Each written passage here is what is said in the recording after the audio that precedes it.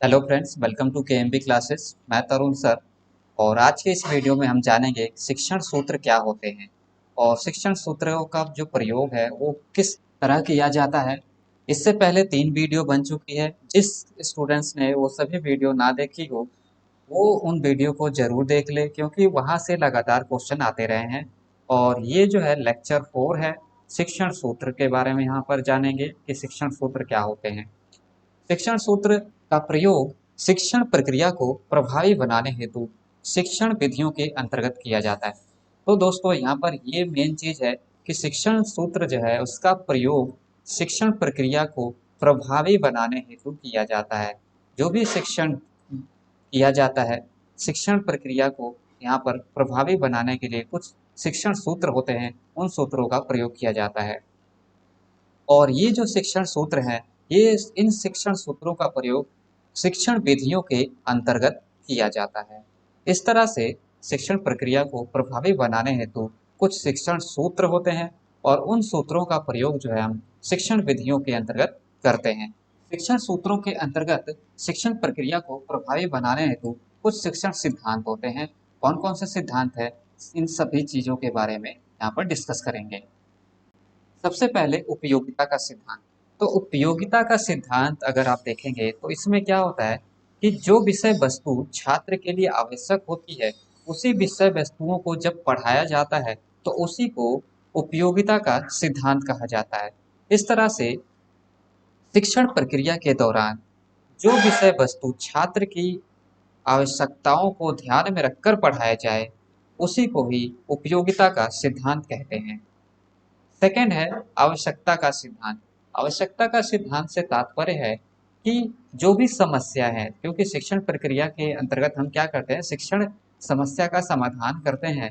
तो इसीलिए जो भी समस्याएं हैं या कारण है, उनका पता लगाया जाता है। उनका पता लगाने के बाद जो है बच्चों की आवश्यकताओं को ध्यान रखकर, उनको समझकर, जानकारी प्राप्त करके शिक्षण कार्य किया जाए तो उसी को ही आवश्यकता का सिद्धांत कहते हैं। यानी कि हमें समस्या के समाधान के लिए किन चीजों की आवश्यकता है, उन आवश्यकताओं को ध्यान में रखते हुए जब शिक्षण प्रक्रिया संचालित की जाती है तो उसे ही आवश्यकता का सिद्धांत कहते हैं। अगर थर्ड देखा जाए तो यहाँ पर है रुचि का सिद्धांत। इससे तात्पर्य है कि छात्र की रुचि के अनुसार शिक्षण कार्य कराना है। यानी कि जो भी छात्र का इंटरेस्ट है, जिस टॉपिक में, जिस विषय में, उस चीज को ध्यान में रखते हुए हमें शिक्षण प्रक्रिया का संचालन करना चाहिए। इसे ही शिक्षण का रुचि सिद्धांत कहा जाता है। चौथा अगर देखें तो यहाँ पर लिखा है व्यक्तिगत भिन्नता का सिद्धांत। व्यक्तिगत भिन्नता का सिद्धांत से तात्पर्य है कि छात्रों में अलग अलग रुचि होती है, अलग अलग योग्यता होती है, अलग अलग गुण और विशेषताएं पाई जाती हैं।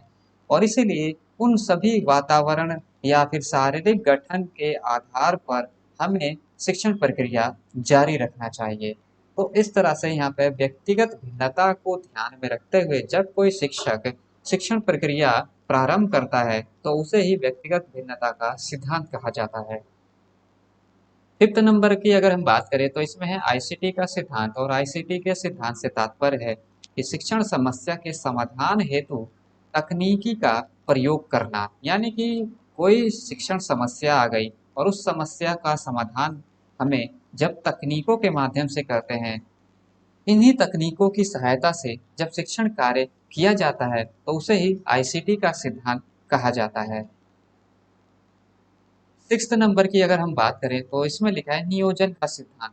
तो शिक्षण सिद्धांत का अगला सिद्धांत है नियोजन का सिद्धांत। और नियोजन के सिद्धांत से मतलब है कि कौशल, कुशल, गुणात्मक, मात्रात्मक क्षमता युक्त शिक्षक की नियुक्ति। यानी कि जो शिक्षक है, शिक्षण कार्य किया जा रहा है तो शिक्षण कार्य के लिए जो जिस टीचर की नियुक्ति की जाएगी वो टीचर कौशल हो, कुशल हो, गुणात्मक, मात्रात्मक क्षमता युक्त शिक्षक हो। और इनके द्वारा जब शिक्षण प्रक्रिया का संचालन किया जाएगा तो अवश्य ही शिक्षण प्रक्रिया प्रभावी होगी। इस तरह से ऐसे शिक्षक योजनाबद्ध तरीके से शिक्षण प्रक्रिया को संचालित करते हैं। इस सिद्धांत में हम देखते हैं कि जो शिक्षक होता है उसका निपुण होना, कुशल होना आवश्यक माना जाता है, तभी शिक्षण प्रक्रिया को प्रभावी बनाया जा सकता है। इस तरह से यदि हम शिक्षण प्रक्रिया का या शिक्षण प्रक्रिया को प्रभावी बनाने हेतु अगला सिद्धांत जो है उद्देश्यपरकता का सिद्धांत है। उद्देश्यपरकता का सिद्धांत का क्या मतलब है? तो इसका मतलब होता है कि विषय को पढ़ाए जाने का उद्देश्य बताया जाना। यानी कि आप जो भी शिक्षण कार्य किए करने जा रहे हैं, उस दौरान उस टॉपिक को, उस विषय वस्तु को छात्र को बताना कि इसका क्या उद्देश्य है, इस चीज को हम क्यों पढ़ रहे हैं, इसका क्या उद्देश्य है। यानी कि कोई भी शिक्षक जब कभी शिक्षण कार्य करने जा रहा होता है, तो उस कार्य शिक्षण कार्य के दौरान विद्यार्थियों को, छात्रों को जो चीज पढ़ाना होता है, उसको पढ़ाने के संदर्भ में उसके उद्देश्य को बताता है, तो वही उद्देश्यपरकता का सिद्धांत कहलाता है। अगला है अभिप्रेरणा का सिद्धांत। अभिप्रेरणा का सिद्धांत से मतलब है कि शिक्षण प्रक्रिया को प्रभावी बनाने में छात्रों को मोटिवेट करना। यानी कि अगर हम किसी छात्र को मोटिवेट ना करें तो शिक्षण प्रक्रिया प्रभावी नहीं होगी। इसलिए शिक्षण प्रक्रिया को प्रभावी हेतु हमें स्टूडेंट्स को मोटिवेट करते रहना जरूरी है। मोटिवेट करने के तरीके में हम कई सारी चीजें अपना सकते हैं, जैसे कि शाबाश कहना, गुड कहना, एक्सीलेंट, वेरी गुड या स्टार वगैरह ग्रेड देना। ये सभी चीजें जो है अभिप्रेरणा के सिद्धांत के अंतर्गत मोटिवेट करने के लिए आवश्यक होती हैं। तो इस तरह से अभिप्रेरणा का सिद्धांत से मतलब होता है कि शिक्षक द्वारा छात्रों को मोटिवेट करते रहना, जिससे शिक्षण प्रक्रिया को प्रभावी बनाया जा सकता है। 9th नंबर है चयन का सिद्धांत। और चयन के सिद्धांत से मतलब है यहाँ पर कि जो भी छात्र है वो स्वयं और स्वतंत्रता पूर्वक विषय वस्तुओं को चयन कर जब कोई कार्य करता है तो उसे ही चयन का सिद्धांत कहते हैं। यानी कि जो छात्र है उसको किन विषय वस्तुओं को पढ़ना है, कौन से क्रेडिट लेने हैं, उसका चयन जब वो स्वतंत्रता पूर्वक स्वयं करता है तो उसे ही चयन का सिद्धांत कहते हैं। इससे वह अपने रुचि के सब्जेक्ट्स को पढ़ता है, और जब वह अपने द्वारा चयन किए गए चीज़ों को पढ़ता है तो अवश्य ही शिक्षण प्रक्रिया जो है वो प्रभावी होती है। नंबर 10 मनोरंजन का सिद्धांत। मनोरंजन का सिद्धांत का मतलब है शिक्षण प्रक्रिया एजुटेनमेंट पर आधारित होनी चाहिए। यहाँ पर एजुटेनमेंट का मतलब है, एजू मतलब एजुकेशन और टेनमेंट मतलब इंटरटेनमेंट। यानी कि अगर हम शिक्षण प्रक्रिया में एजुकेशन प्लस इंटरटेनमेंट इन दोनों को शामिल करते हैं तो अवश्य ही शिक्षण प्रक्रिया जो है वो प्रभावी होगी। शिक्षण प्रक्रिया को प्रभावी बनाने हेतु क्रियाशीलता का सिद्धांत भी आवश्यक है। यहाँ पर इसका क्या तात्पर्य है वो देखते हैं। तो शिक्षण प्रक्रिया को प्रभावी बनाने के लिए जब कोई शिक्षक चीजों को करके सिखाए, करके सिखाने पर बल देता है तो उसे ही क्रियाशीलता का सिद्धांत कहा जाता है। नेक्स्ट है अभ्यास का सिद्धांत। और अभ्यास के सिद्धांत के अंतर्गत जब कोई शिक्षक लगातार चीजों को अभ्यास कराए, उसकी प्रैक्टिस करवाता है तो उसे ही अभ्यास का सिद्धांत कहा जाता है। इससे छात्रों में उस विषय वस्तु की समझ अच्छे से हो जाती है जिसकी वो तैयारी कर रहा होता है या जिसको उसने शिक्षण के दौरान पढ़ा था। नेक्स्ट है पुनर्बलन का सिद्धांत। पुनर्बलन का सिद्धांत भी अभिप्रेरणा के सिद्धांत की ही तरह है। इसमें क्या किया जाता है, बच्चे को आंतरिक तौर से, अंदरूनी तौर से एक इन्फोर्समेंट दिया जाता है और इसके लिए गुड, एक्सीलेंट आदि जो शब्द होते हैं इन सब का प्रयोग करके शिक्षण प्रक्रिया को प्रभावी बनाया जा सकता है।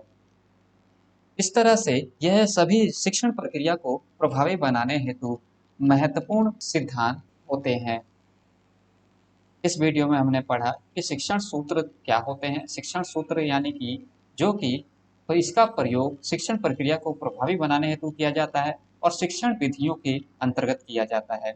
शिक्षण सिद्धांत जो है इसको प्रभावी बनाने हेतु कई सारे सिद्धांत होते हैं और वो निम्न सिद्धांत हमने इन सबको डिस्कस कर लिया है, जैसे कि उपयोगिता का सिद्धांत, आवश्यकता का सिद्धांत, रुचि का सिद्धांत, व्यक्तिगत भिन्नता का सिद्धांत, आईसीटी का सिद्धांत, नियोजन का सिद्धांत, उद्देश्यपरकता का सिद्धांत, अभिप्रेरणा का सिद्धांत, चयन का सिद्धांत, मनोरंजन का सिद्धांत, क्रियाशीलता का सिद्धांत, अभ्यास का सिद्धांत और पुनर्बलन का सिद्धांत। ये सभी सिद्धांत शिक्षण प्रक्रिया को प्रभावी बनाने में अहम भूमिका निभाते हैं। इसी के साथ इस वीडियो को यहीं समाप्त करते हैं और नेक्स्ट क्लास में हम नेक्स्ट वीडियो में नेक्स्ट चीज़ों को डिस्कस करेंगे।